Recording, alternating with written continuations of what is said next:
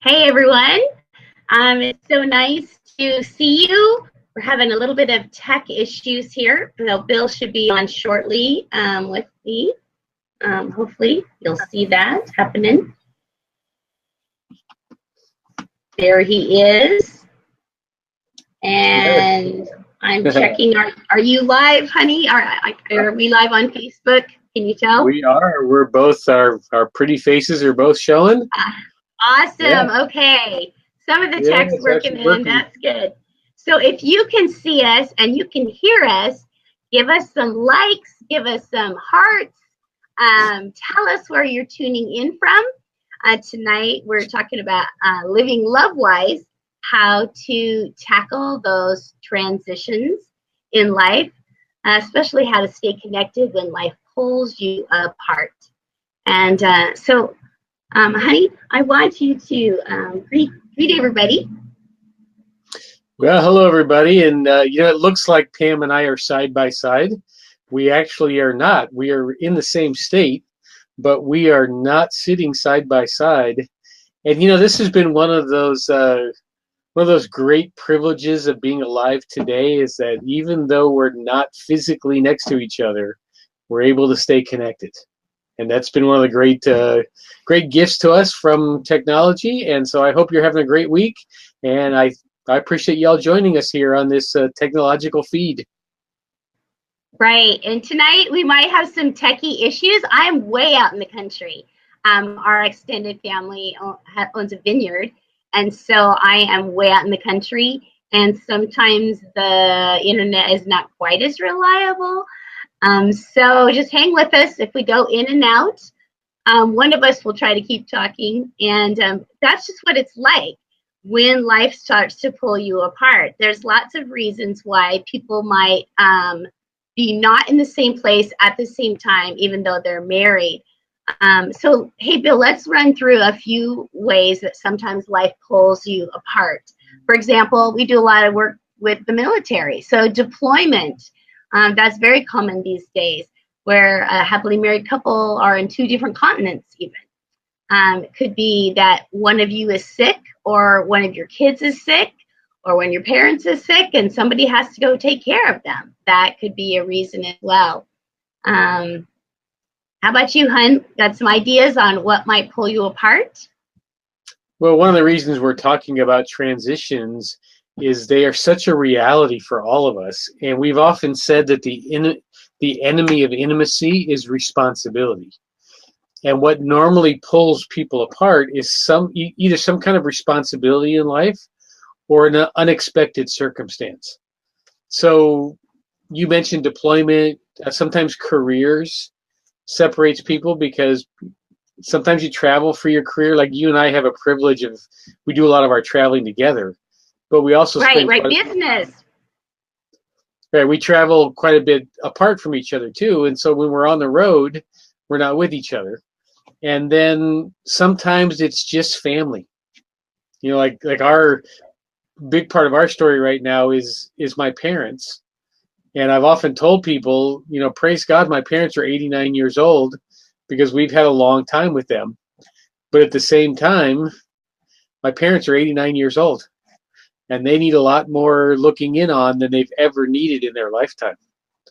And my parents have been very independent their whole life.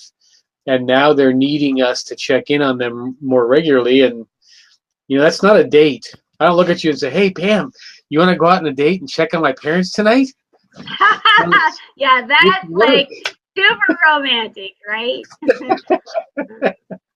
Let's go to the geriatric store and pick up some new cane chips. We've done it all, folks. We've done it all. Yeah. So there's a lot of reasons. Business, success. Maybe you got a promotion and a new job, so you sell the house and one person goes ahead to the new location while one stays at home trying to sell the other house or let the kids finish school. I mean, there's really a lot of reasons why people might have to be in two separate places, but they want their marriage to survive that really hard storm and transition, whether it's for a good reason or a hard reason. You want your marriage to survive that. So, Bill, why don't you tell a little bit of our story, when the transition and us thinking about the transition that we've been in, when did it start and what's our journey? So it started a few years ago, and the first thought that I know that hit me was I realized none of our kids were going to be moving back to the town that we lived in. That they all had found successful careers, they all married quality young ladies, and they all moved closer to their wives' families. And so we realized we're not going to have kids living down the street from us.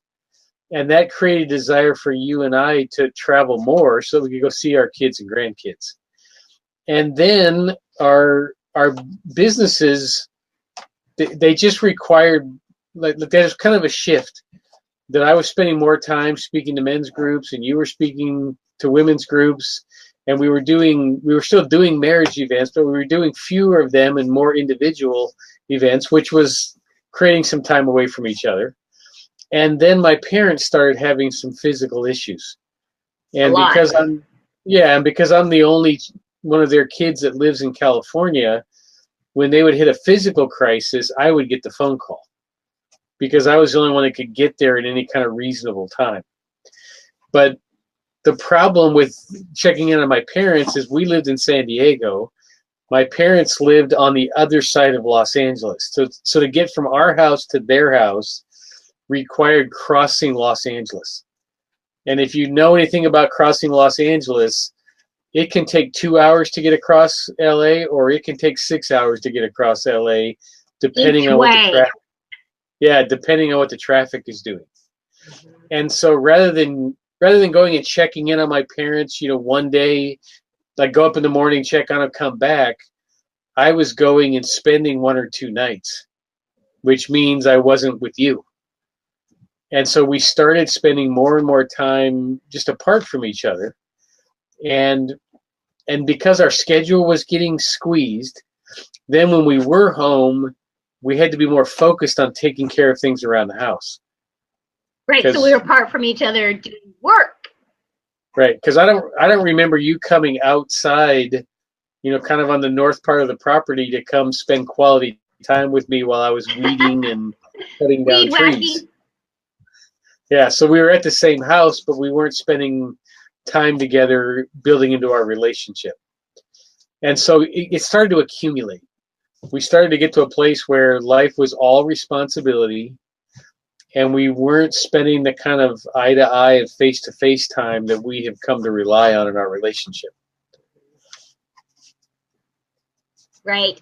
And so one day Bill came in from seeing his parents, and he'd been gone many days, and it was like weeks and weeks. Like we're talking a couple of years where almost every week he was up there several days. And so it was just very strenuous. And one day he came in about midnight and his footsteps heavy on the stairs. He walked in, he was just like exhausted. And I said, taking care of your parents is killing you.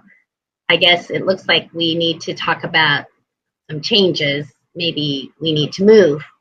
And it was the flood of good things, because our career was a good thing, our house was a good thing, our family was a good thing, my parents being alive was a good thing, and it all got to be too many good things.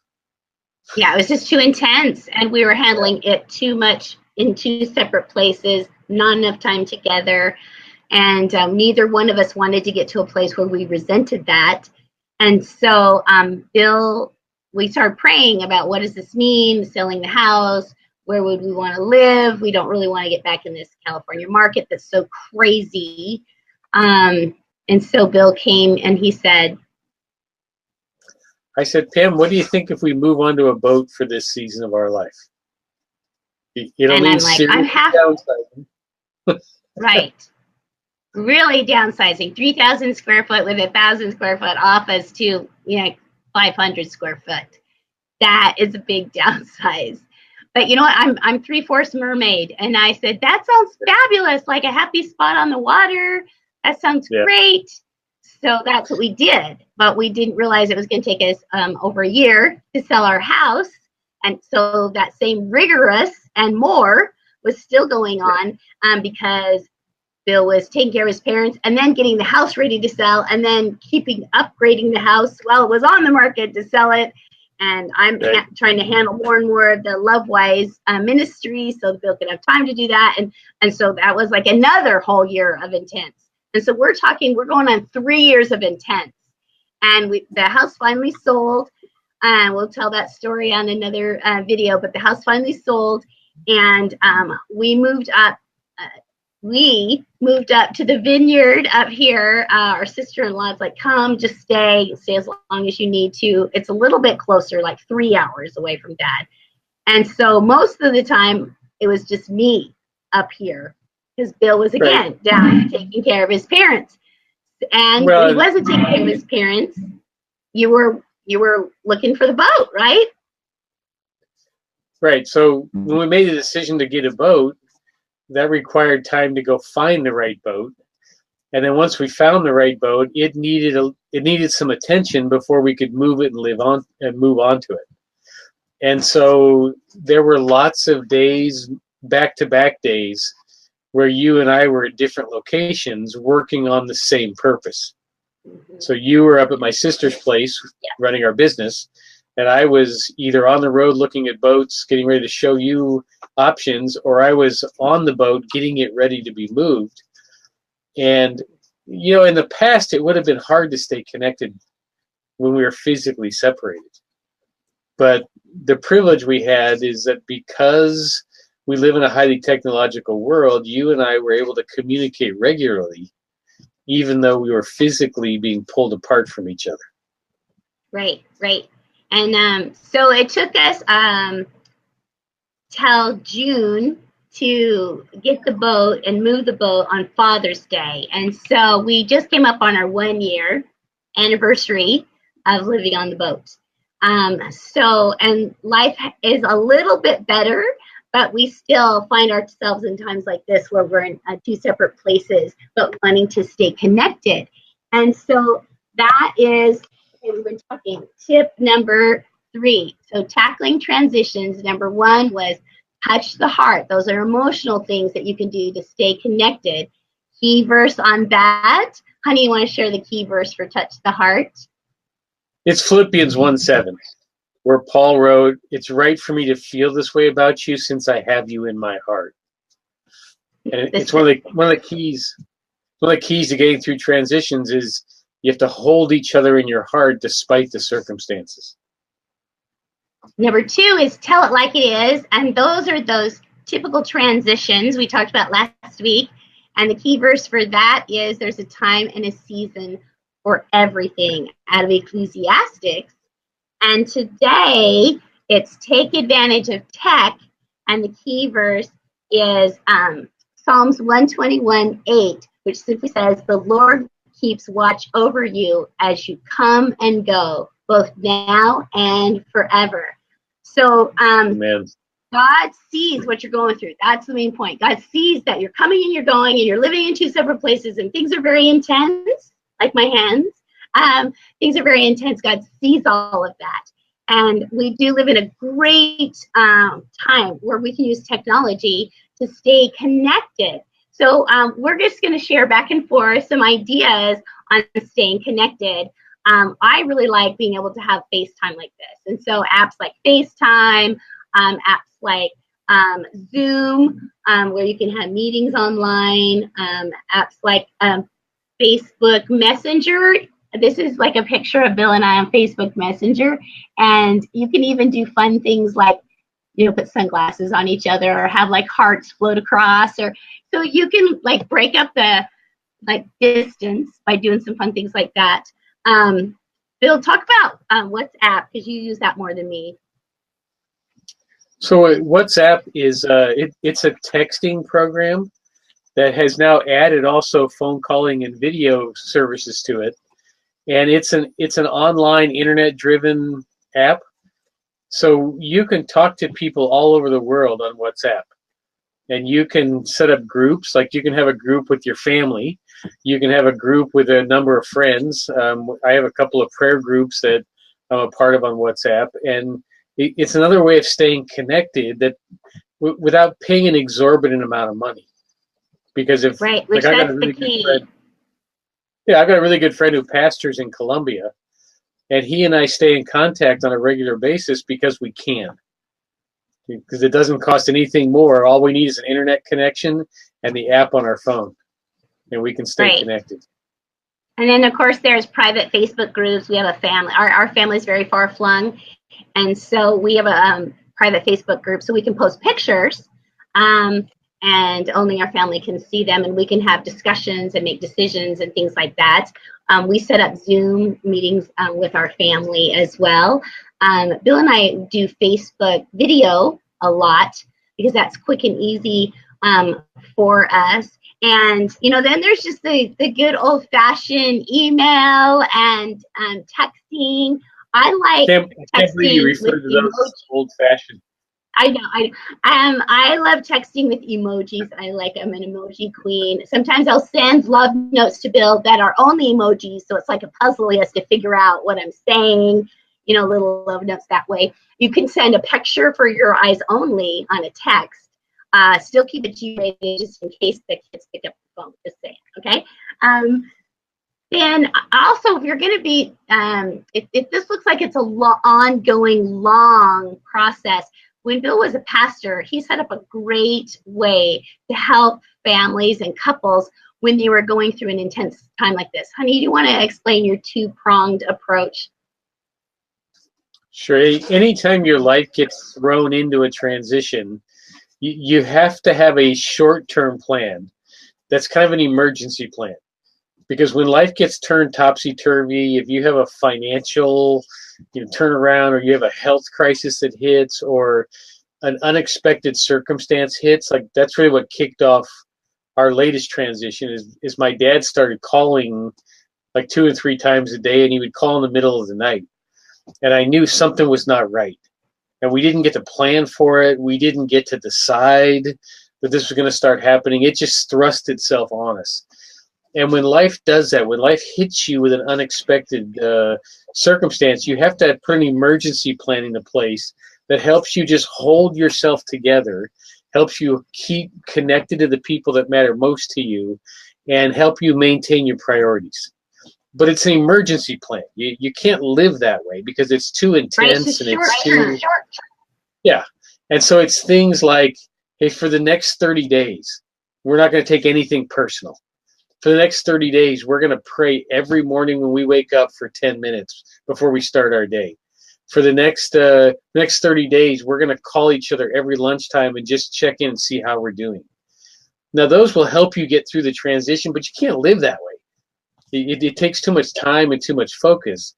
And so then you need a long-term plan that helps you put skills in place. Sometimes the long-term plan involves other people, like a support system. Right. So it's like we're in the midst of our long-term plan now. We moved up to the area where my parents live so that we can start a rhythm with them. So I really can go check on them and be back that same night. I don't have to stay overnight anymore. At first, it was a crisis is on. We need to go take care of it.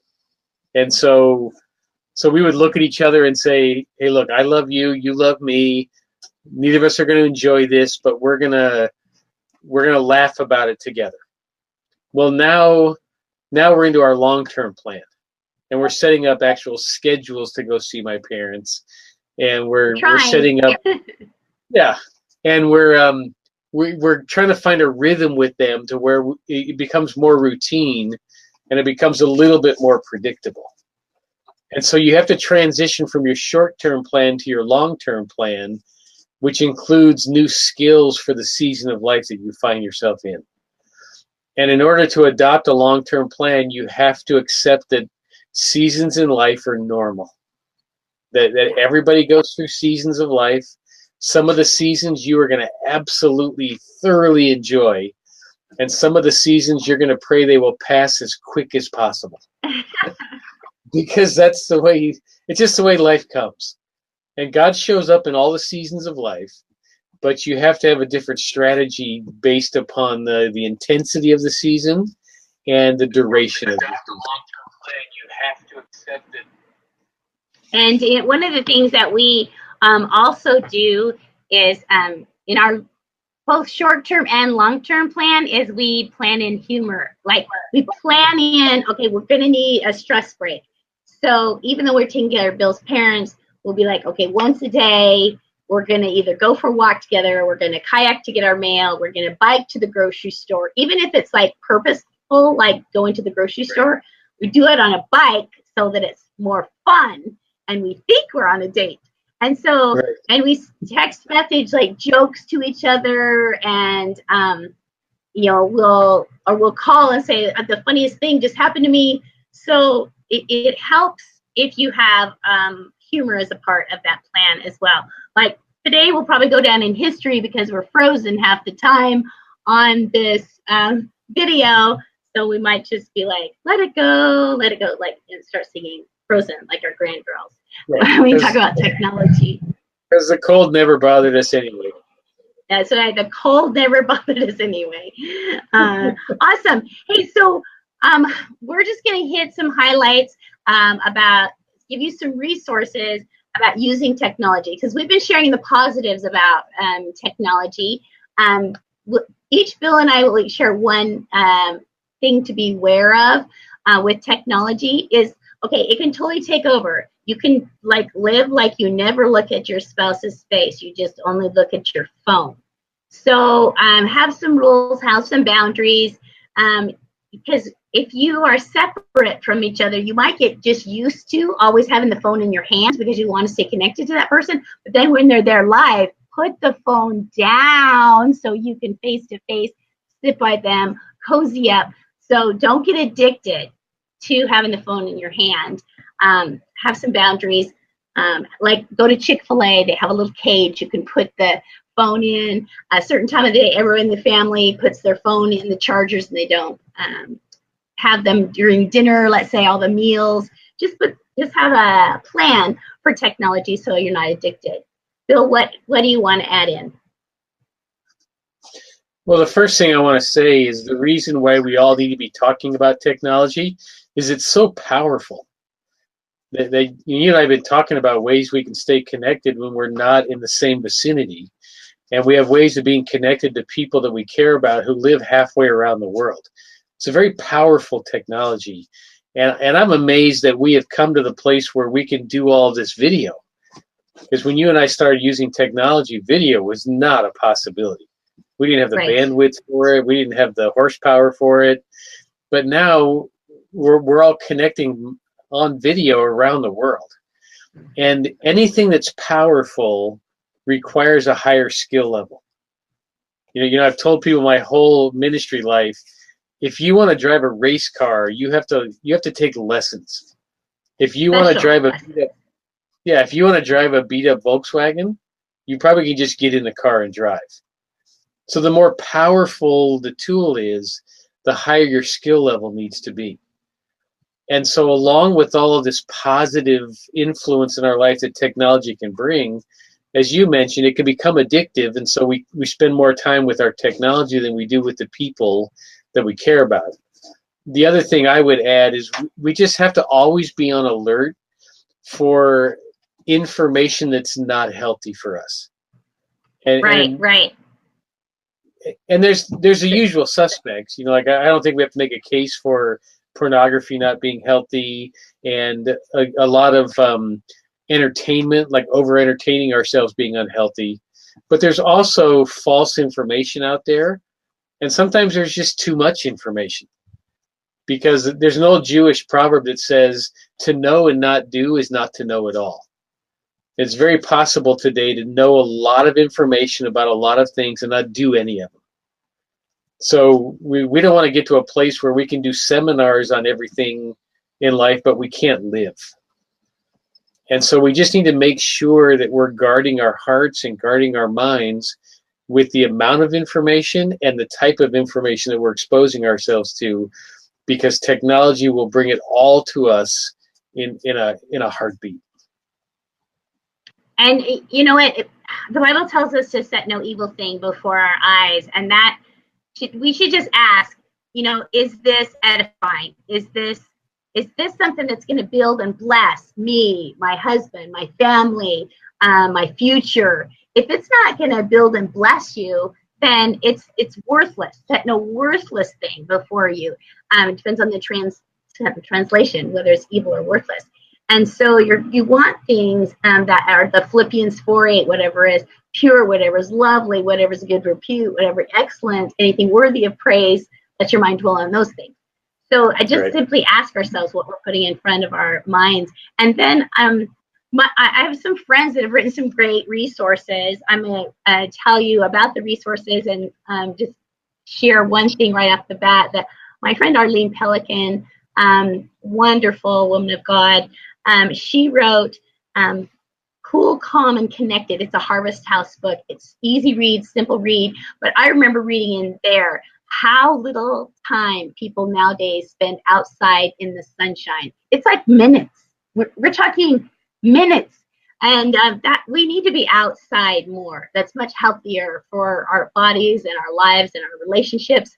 So another reason to put down technology and get outside, get physical, do some, activity, bike and kayak and walk and go to the beach, go to the lake, like get on a boat, like do something that's physical.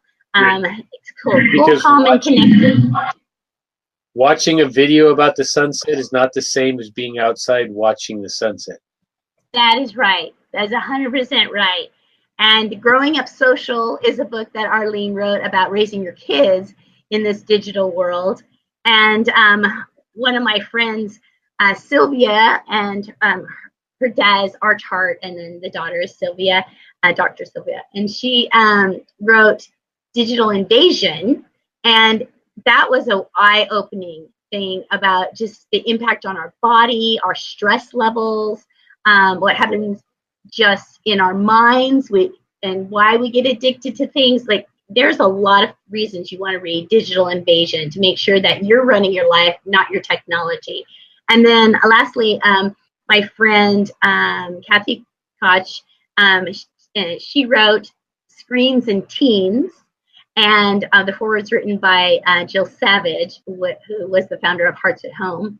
And Jill and her husband Mark also run a weekly date night. Technology gives them the opportunity to build into other people's marriages. And I will give you links for all these books because they're all really excellent. But we have something that we want to share too out of our LoveWise resources, and that is our media contract. It's a contract in 10 Best Decisions a Parent Can Make book. We have a series of contracts: the dating contract, the education contract, and then we have a media contract as well as chores and work contract. So we have this media contract, and that we developed, and we had to develop it for our third son because the first two didn't have to deal with much technology. They were like, our oldest son didn't get a cell phone until he was 17 because that's when May came out.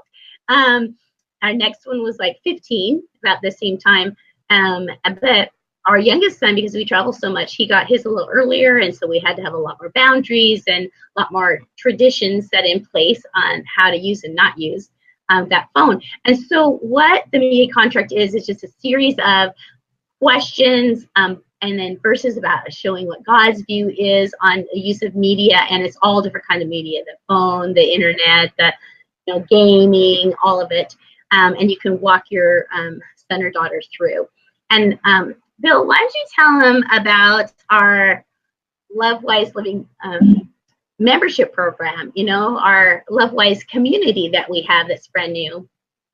Well, this year we decided to make a change in the way that we make our resources available, primarily because of technology.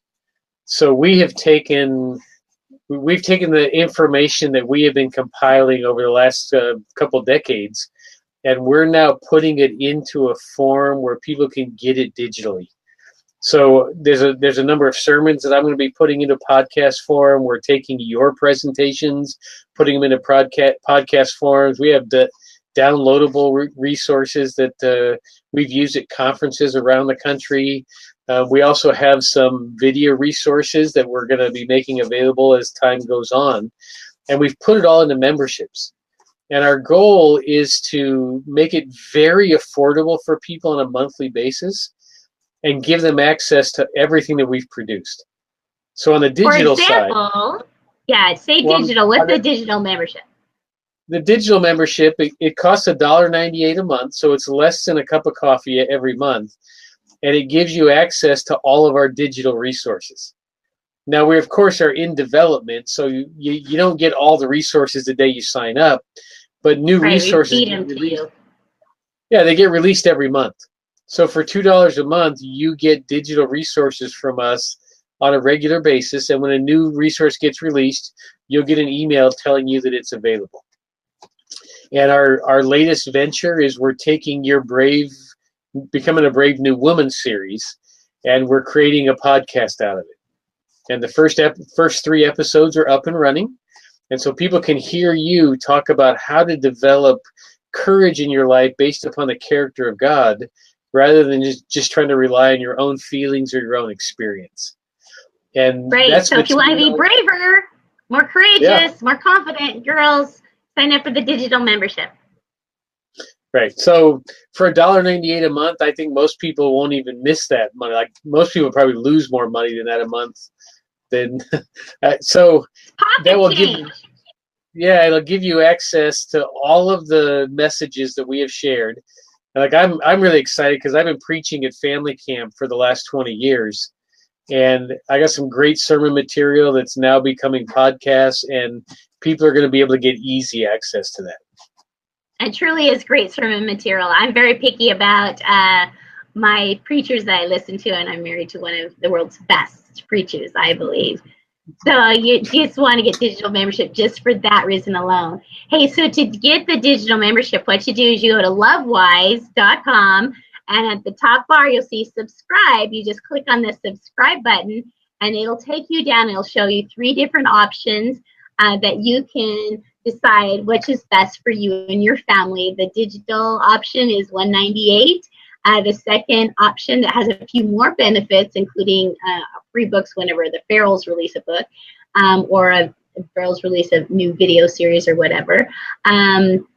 So that is the second one, and that for that one. Right. And it's based on our love verse, and that is, we love because God first loved us, 1 John 4:19. And then we have a developer membership, and that is for people that just want to really pour into the LoveWise ministry and support us as we try to reach more people and bless and build and encourage and equip, inspire people to live LoveWise and have those great marriages and families that are a light to this world. And that one is how much? $22.22. Right. From 2 Timothy 2:2. Right, the discipleship verse, because that's what you're helping us do. So what we want to offer you is, if you become a member in the next 5 days at any of those levels, you're going to get that media contract that you can use with your kids or your grandkids. We'll just give that to you free. So if you sign up in the next 5 days for any membership, we'll make sure that you get that as a resource, one of your first resources from Living LoveWise. Honey, I think that we're going to wrap up this time, but I think it might be really great if you would pray for everybody. Sure. Jesus, I want to thank you so much for the innovation that you've put in the human race, and thank you for this gift of technology. I know that Pam and I, over the last 3 years especially, we have been able to remain connected in the midst of a whole lot of circumstances we didn't ever put on our goal sheet, and we didn't ever plan that we were going to make part of our life. So thank you for the internet. Thank you for phones. Thank you for new technologies that are coming up that allow people to stay connected when life takes them physically to different locations. And so would you grant us wisdom to know how to use the power of technology to enhance the love relationships that you put in our lives. In Jesus' name we pray. Amen. Amen. Amen. Remember, the Lord keeps watch over you in your coming and your going, both now and forever. Honey, I miss you. I can't wait to see you live and in person, but I'm busy writing away and writing on a new book that we're going to have coming out. So I'm excited to share that with folks in the future too. Hey, everybody, next week, Bill and I will be together at the same place at the same time, and our internet will be a great connection. So we're going to answer questions. It's our last number 4, and so we're going to take a lot of time answering you guys' questions. And so be sure to tune in next Thursday, the 28th at 6:06 with your questions, okay? And Bill, tell the folks what you're doing, hun. Well, other than working on our business, I'm getting the boat ready for our kids to come out and join us for vacation. Yay! Kids and grandkids are on the way. So everybody, our love from our heart to your house. We just want to encourage you to keep living love-wise, okay? God bless you. Bye.